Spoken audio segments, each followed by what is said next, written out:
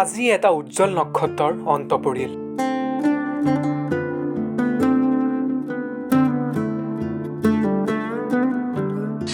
দেশবাসীক হাঁহিৰ খোৰাক যোগোৱা কৌতুক অভিনেতাৰ দেহাৱসান। গভীৰ নিদ্ৰাত চিৰদিনৰ বাবে শুই পৰিল ৰাজু শ্ৰীবাস্তৱ। 10 আগষ্টত জিম কৰি থকা অৱস্থাতে হৃদৰোগত আক্ৰান্ত হৈছিল কৌতুক অভিনেতাগৰাকী। 42 দিন ধৰি দিল্লীৰ এইমছত মৃত্যুৰ সৈতে যুঁজি আছিল ৰাজু শ্ৰীবাস্তৱ। আৰু অৱশেষ আজি 58 বছৰ বয়সত দিল্লীৰ এইমছত শেষ নিশ্বাস ত্যাগ কৰে কৌতুক অভিনেতাগৰাকীয়ে। কৌতুক অভিনেতা ৰাজু শ্ৰীবাস্তৱৰ মৃত্যুত গভীৰ শোক প্ৰকাশ কৰিছে লাখ লাখ অনুৰাগীয়ে। News desk report 5 pillar.